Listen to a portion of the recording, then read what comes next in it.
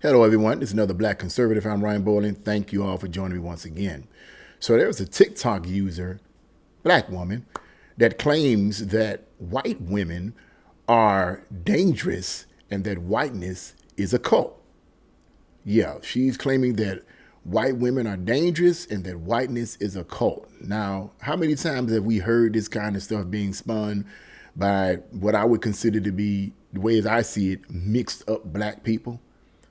How many times have we heard this? What is her argument? What is her argument based on? We're going to get into this article. We're going to find out what her argument is based on. Let me just say this right up front. The article somewhat reads somewhat like an opinion piece. So it's going to come off as kind of, the way it sounds, kind of biased. So I'm just letting you guys know up front, this is an opinion piece, the article, okay? But then I'm going to give you my opinion of this woman's argument and how unsound I believe it actually is. So let's get right into this article. And it states, it says, another day, another drama as a liberal black woman is complaining about how white women are dangerous. Following that, the woman states that white people are in some sort of cult, regardless of their religion and ethnicity. In other words, it doesn't matter if you're a Christian or Buddhist or whatever, you in some kind of cult, and that this cult is dangerous, okay? She also cites the ever so controversial the bicycle issue, where black men were arguing with a white woman over the bicycle. Excuse me. I heard something about that. I think I was listening to a couple of YouTubers who were talking about this situation with a white woman arguing over black people about a bike. And I'm saying to myself, that's kind of like a silly story. Why is that even being hyped up? I know very little anything about that story. I didn't even decide to research or to dig deep in it because it didn't hold any personal interest to me. But clearly or apparently, it is pretty controversial, right? Apparently, it's pretty controversial because it's a big issue now, according to this article. It's a big issue. So let's see what this rolls out to be. An interesting article from Vox in 2021 states experts emphasize that white women have been actively involving themselves with white supremacy in the United States. Following that quote, the article claims that it is in historical roots tracing its way back to their complicity in slavery. And let me say this, I'm pretty sure that during slavery, there were some white women that were complicit with slavery. I'm pretty sure there were, but I'm also sure that there were white women that were not complicit with slavery, just like there were white men that were not complicit with slavery. As a matter of fact, slavery in America was ended mostly by white people. But we ain't going to go into the detail of that. That's a part of history that they don't tell you in the schools, okay? But I'm pretty sure there was some complicity with white women saying, being like, well, it's, we agree with this white supremacy thing. We agree that whites are superior. I'm pretty sure there was. But the question is, what does that have to do with white women today? But let's go on. This participation persists beyond the Civil War, spanning the emergence and development of the Ku Klux Klan, and extending to the Civil Rights Movement. This is where white women notably are in opposition to school integration. Boy, oh boy. And this woman, she looks like a bat crazy liberal. I can see that these people they're weird, man. They're weird. The liberals are weird. That is weird to me, man. And I'm talking about the far left, batty liberals. I'm talking about I can deal with the regulars, but the ones that are just batty, it's crazy, man. Here's one particular comment. It says, it's crazy how non-white people can speak this way about white people and it's not a problem. But as soon as the roles are reversed, there's countrywide mayhem. It says white people are hated on so greatly in this country, and it's really sad to see. And it's crazy. It is crazy because at one point when blacks were supposedly collectively hated in this country, now white people are being collectively hated. And some people have argued, well, They're just suffering the consequences of their hate, of the hate of their ancestors. That's a bunch of nonsense. Man, it's time to really move on with our life. But I'm not going to get into the deeper aspects of this commentary. Let's read some more comments here. It says a feminist states that it is crazy how minorities can get away with talking about white people in such an awful manner. She states that the level of hate white people are receiving is unreal. If a role reversal was ever to occur, there will be massive outrage all over the country. Furthermore, she states that this should be a problem as racism goes both ways. I've told you guys this before, and I'm going to always keep saying that this is a Marxist move. The Marxists and communists have infiltrated the political parties, but mainly they have infiltrated mainly the Democratic Party. I've looked that up. I've researched. I've read up on that. It's documented. They have mainly infiltrated the Democratic Party, and they are purposely pushing policies and worldviews that are keeping us divided, because that's what Marxists/communists do. In order to defeat us from within, okay, in order to defeat us from within, they push false narratives and false ideologies and false worldviews to keep us divided.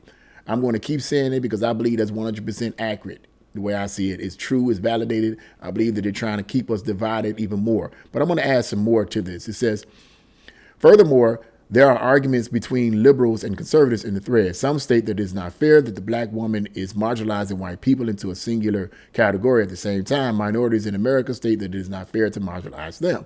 However, a liberal states that there is in no way the woman. However, a liberal states that there is in no way the woman state anything that implies the marginalization of anyone. Okay, so let me read you some of these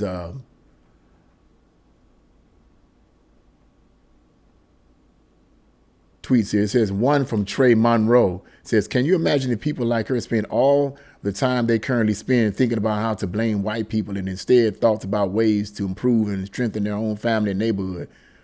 That right there is something that I've been saying for quite some time. I like that point. While you spending all this, but someone said something else by the name of No. Their response was, it's too hard.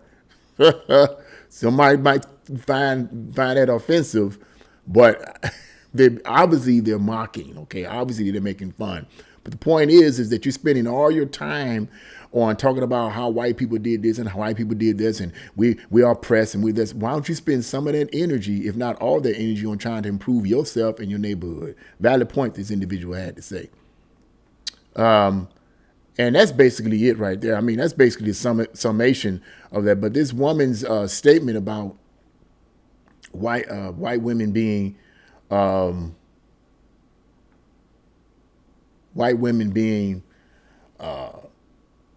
some kind of a cult and a danger to blacks and black women in general is just really, really silly. And she bases it on slavery. Obviously, she based it on slavery. According to that article, she based it on the white women being in cahoots with the slave owners during slavery time, and they were supportive of this. But you got to also look at this also, that I believe a lot of those white women during slavery, let me take that back. I'm going to say a lot. I'll say a significant number of the white women during slavery that were complicit with the slave holders more likely were complicit simply because to rebel or resist that would mean, you would be in trouble.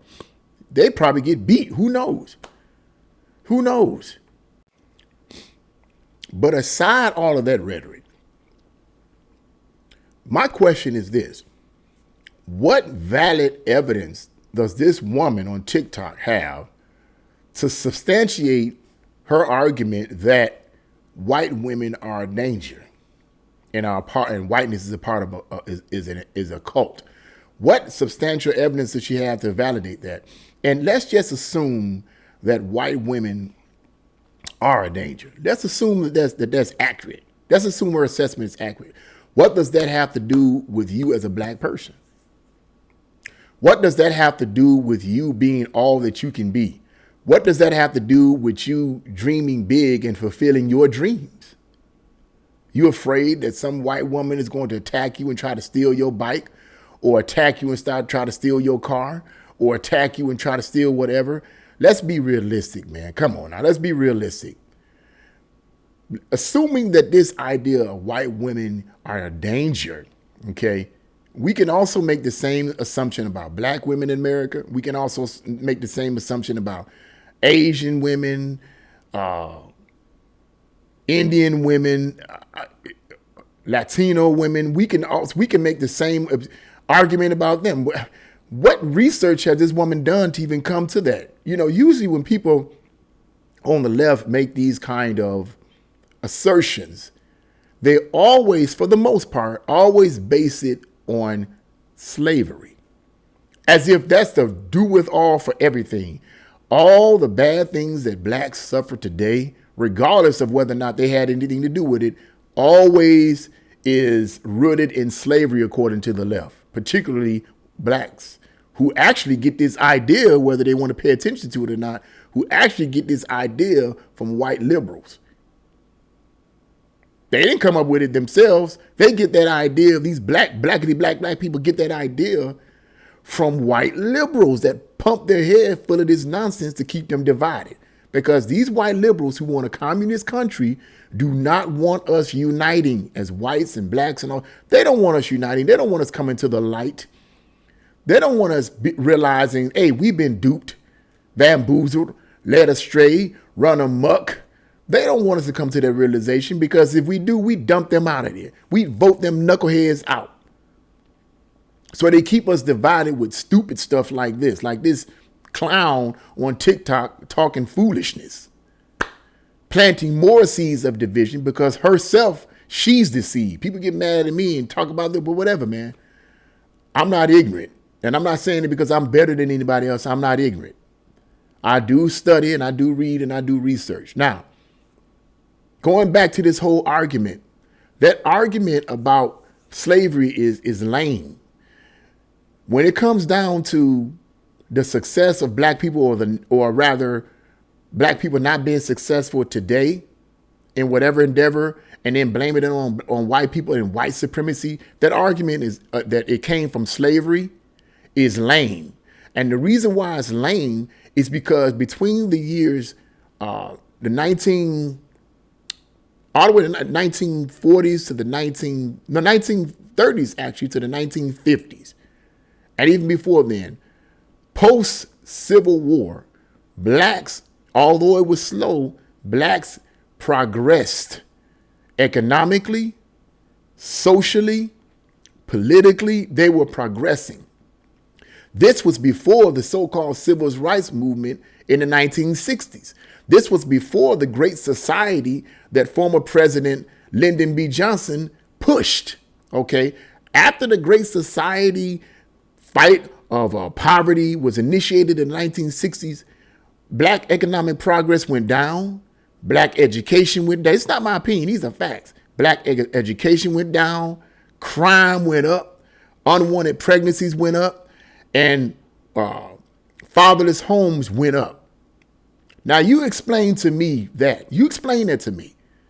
The whole concept of slavery being the issue of black delinquency today is a messed up argument.